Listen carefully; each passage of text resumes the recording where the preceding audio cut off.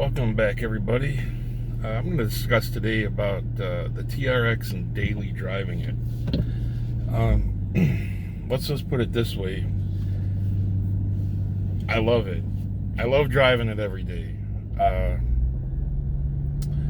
I love how it feels going down the road like it's like a Cadillac.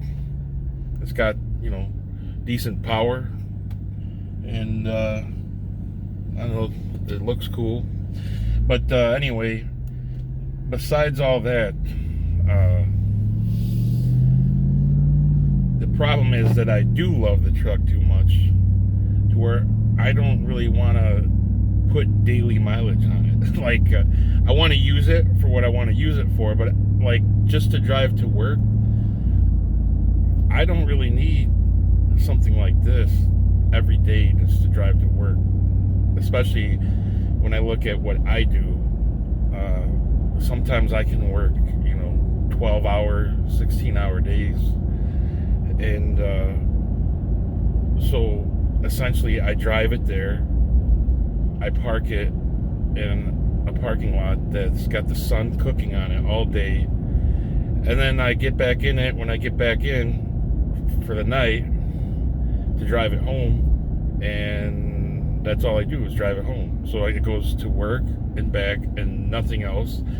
My drive is about 9 miles, so like the engine doesn't have a lot of time to even run long enough to me. Like when people want to say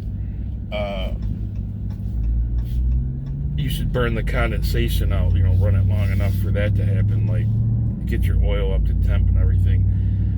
Mine barely does, to be honest with you, with that trip. And it's not even like, as you can kind of see the roads that I'm driving on now, it's like similar to 9 miles of this one way. There's like, no stop and go. It ain't getting heated up. It barely warmed up by the time I get there. So, what I'm going to talk about here is what I did to keep the miles down on the truck. And I don't know, they call the short trips more severe duty than the longer trips. So I guess that's the way I'm looking at it. And I looked at how much I put in it a week as far as gas goes.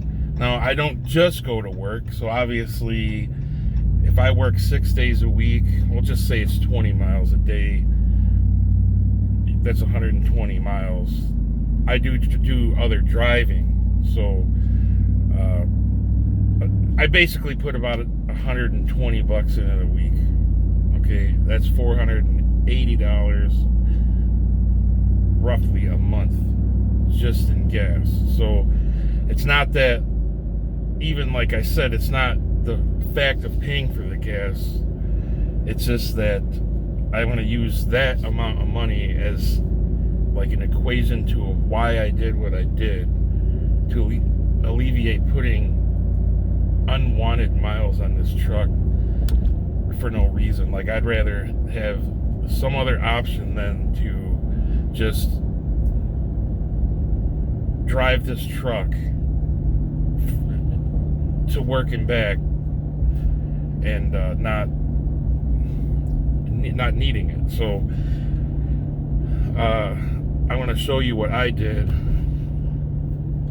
to do that. Okay, so I'm leaving the gas station now. It had about a quarter tank of gas left, and gas is $4.24 for premium. So in other words, son of a bitch. Anyway,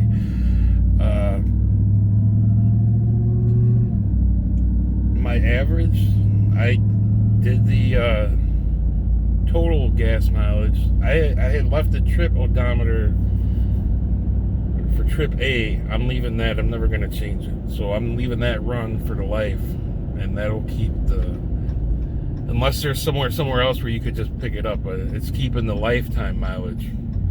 And right now it's 12, which, again, I knew what I was getting into getting the truck. I mean, I had a Power Wagon before this, and let's put it this way: the Power Wagon had half the horsepower and the same exact gas mileage.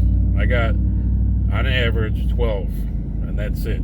So the only difference is that truck, you're supposed to use the mid-grade at least, or 87 if you had to, but I didn't have a problem using 87, so I did use that. So the premium costs a little more, but honestly on the highway, I really couldn't get much more than that though. It was like, that's what it got. It just got 12. I mean, you could maybe get 13 out of it on the highway, but it barely. This thing at least will get, if I just do straight up highway, this thing will get like 15, maybe 15 and a half. So, but again, none of this is really a gas mileage problem that I have with it. It's the fact that I sold my Z06 and traded in the Power Wagon in order to buy this truck. Now, I didn't know that I was going to like it. I like it as much as kind of like the Z06, except the only difference is I don't have a problem. I'm going to be driving this when I need it, like in the winter, or when I need to tow something, or if I just want to go out and take the truck. I mean, but I don't need to rack the daily miles. That's my biggest thing with it. And you know, this thing's got gadgets galore in it because it's a level 2. And I'm thinking about the sun just, and this leather interior, the leather dash. I'm thinking about the sun cooking it up every day. And I just don't like the idea of that. So that's why I came up with this other plan here. So if I drive this even half the time will save basically $120 a week, which that could go towards something else. And you know, it would be like I'm not even doing it, because I'd either be wasting it on gas because they want to hike the gas prices up, or actually get something out of it. So I'm actually gaining something instead of wasting it on fuel for no apparent reason, except for the fun factor. Yes, the truck's fun, a blast to drive. There's no other vehicle that I want at this point. You know, I like this truck. I wouldn't trade it for anything else. So that's all I could say about it as far as the truck goes. But I want it to last too, as long as I can make it last. So and I don't want it to get all destroyed. And I also think that these trucks won't be made forever. I mean, I think they're gonna be 3 to 5 years, and then the EPA is probably gonna shut it all down. Like, oh, you guys, enough of the 700 horsepower vehicles and blah blah blah. You know, they're pushing the electric. So you know, that's what I think. And I think with there not being a lot of these vehicles, I think I mean, yeah, they're going to produce them for a few years, but you know how it goes when they only make a limited years of runs. These vehicles end up being worth more. And I'm not saying I got it for an investment either, but let's face it, this thing does it all. You could do truck shit. It's pretty quick for most things on the street, and what else could you ask for? So, without further ado, so we go from driving this every day to this. I kind of wanted one when they first came out, just for the idea of it, but this is a 2013 Chevy Volt hybrid, but it's a different kind of hybrid. A lot of these cars that are hybrid have an electric assist setup where the engine has an electric motor assisting it for the power or mileage. This one is actually driven 100% by the electric motor, and it has a 4-cylinder motor as a generator to recharge the battery once you deplete it. So for me, this vehicle works out perfect because um, my work, like I said, is 20 miles, right? So this car has an all-electric range of 40 to 50. And I've already, even with this thing being a 13, I've done it a couple times already, and this thing easily does 40, and that was in traffic with the AC on. So 40 miles using zero gasoline. So in other words, if you don't cross the 40-mile range, the gas motor will not start, and it will not use any gas. So this thing, like right now, is averaging 250 plus because the motor doesn't even run. I turned it on one time just to make sure it worked, because you can also set the car so that you can use the engine to go somewhere. So in other words, you turn the engine on, generator, and that gives you the power to the electric motor, and you can save the 40-mile battery reserve for if you want to use it later. Say you're in town and you don't want to stop and go, you don't want to hear the engine, whatever, you can just shut the engine off. So, but the engine doesn't really drive the car. It's just a generator. Funny thing, I said, hey, I wanted to get every vehicle I own. I have the Fox body with the blower on it, premium. The TRX, premium. The Sea-Doo boat, premium, because that's got a supercharger on it too. This thing, the generator, takes premium. So I guess I'm not getting, the only thing, I have one thing that doesn't take it, and that's the lawnmower. So anyway, but you know, really, it's not a big deal because so far I think I've only used about a pint of gas just for me trying it out, because I think when I got it, I had a 60. I actually probably used about a half a gallon, because on my way home it was a 60-mile trip, and right at 41 miles the electric motor kicked on to generate the power for me to get the rest of the way home. So you do the math. I think this thing gets about 35 to 40 with the engine running. So you figure that's not much gas, because I only drove 20 miles, so about a half a gallon. But for me, if I just drive to work and back, my work has a charging station, so, and it's free, so I could drive to work, which is 10 miles away, and plug it in. I could probably drive to work 2 days without charging it, and then whatever. But if I want to do it every day, I can, just in case I want to go somewhere else right after work. I'm fully charged up and using zero gas. The car is designed to actually run the engine if it hasn't been running a long time, just to get the fuel out of it. So if it's, you know, there's timers on it where it will get rid of the gas if it's been sitting too long, or just run just to circulate the oil. So it's pretty, I guess, kind of like a high-tech setup. And actually, there's in the at least the front seats. I don't want to say the back seat. That's for kids, but the front seat's got plenty of room. It's comfortable to drive. So it is weird. It's weird pulling it in the garage and you hear nothing at all. You're like, I gotta go up a little bump. You go to give it some throttle, and there's no engine sound. It just goes up. So that's kind of cool. But it's definitely something different. And I'm gonna convert to from if I charge it at home, what does it cost? So I did the math with the kilowatts and the time it takes to charge it. Basically, if it was completely dead, it would charge you $1.50 to get it up to the full potential on the battery.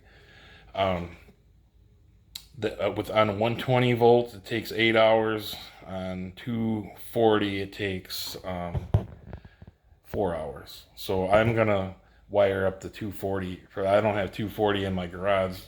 I have it in the barn, but not in the garage. So I'm gonna put an outlet in here just to cut the time down. But I don't plan on charging at home much. So, but I mean, really, it's $1.50 to go 40 to 50 miles. That's pretty good. So, but besides the mileage, now the perk is I drive to put the miles on this thing. I don't need to put it on the truck.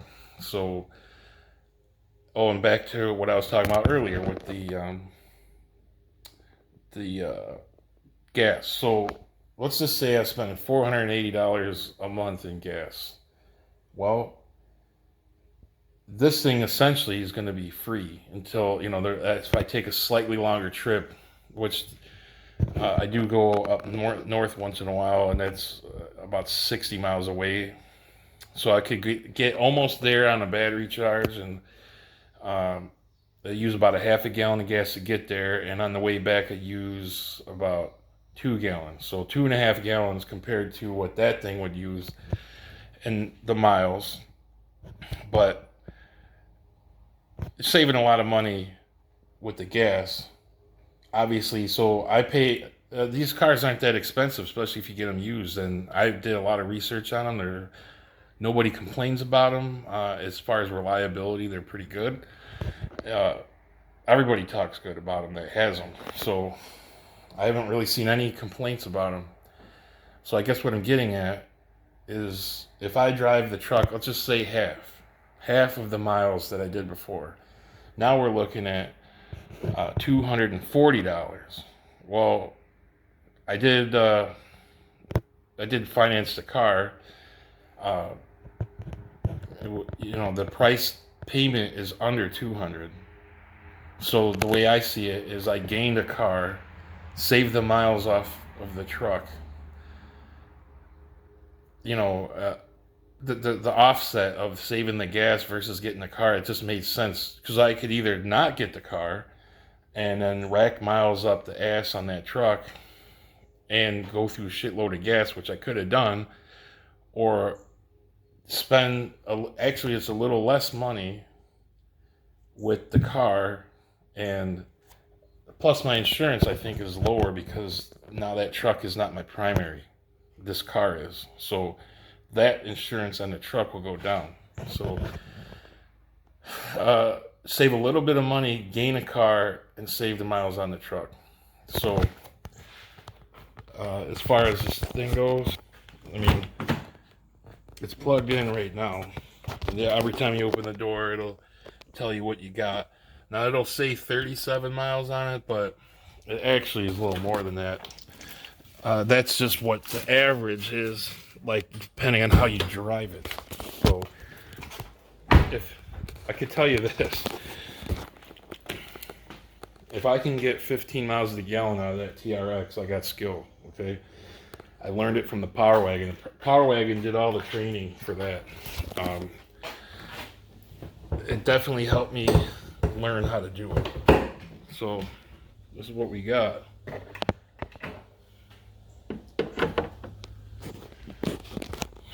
So down there's like your cables. The flex capacitor is in the trunk.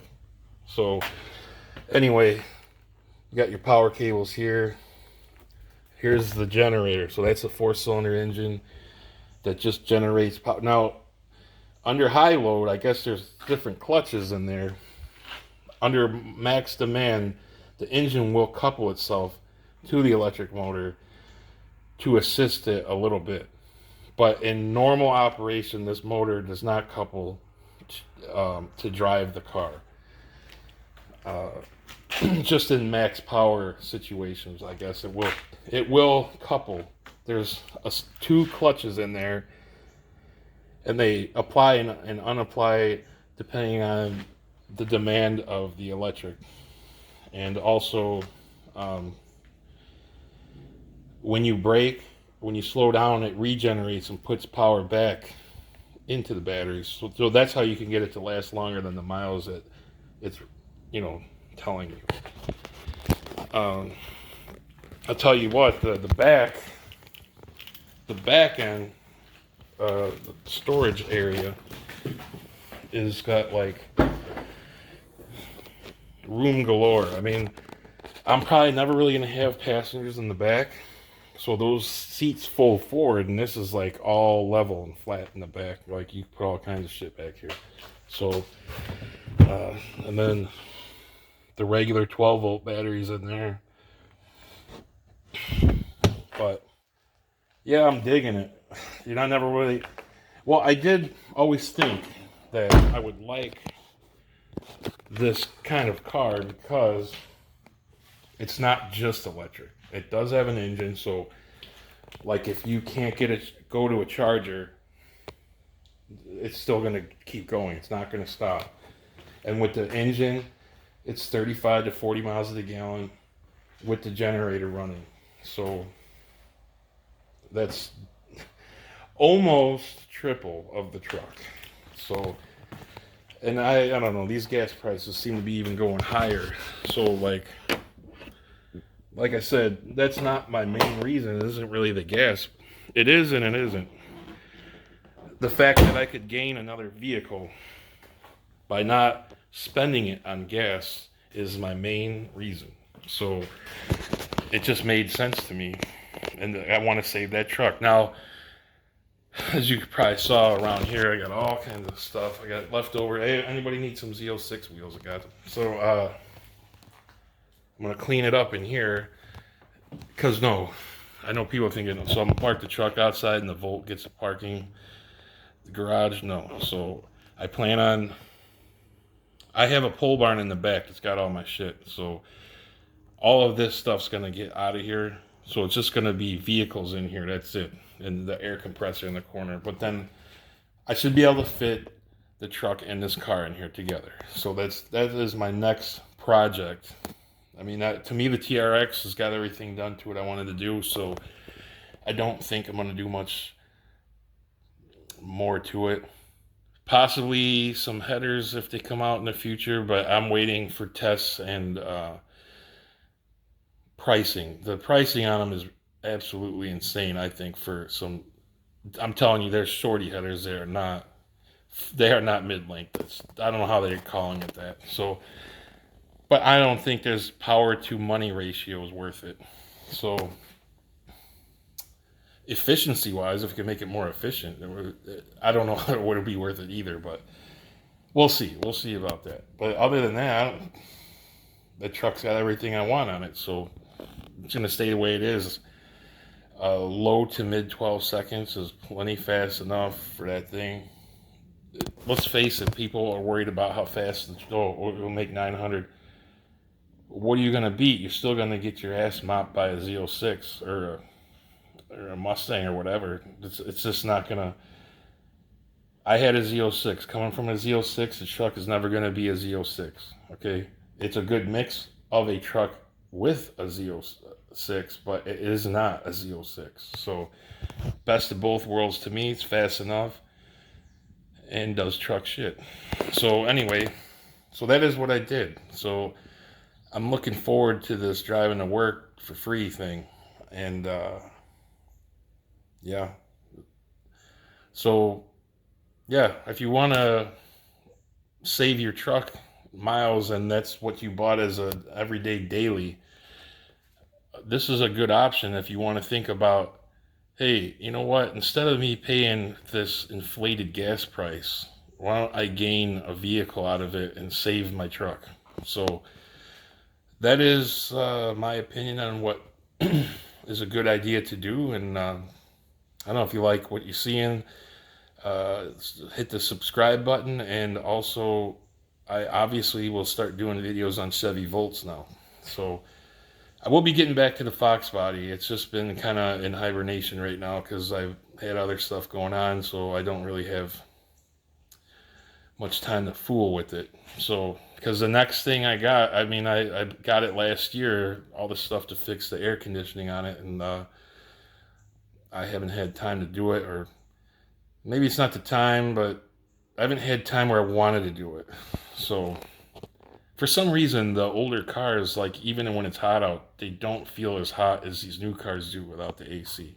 So, I don't know if it's the insulation or what, but that's all I have for this topic. But if anybody has any questions about this Chevy Volt, go ahead and ask me. I've been doing a lot of research on them now, and I looked up everything on how it works.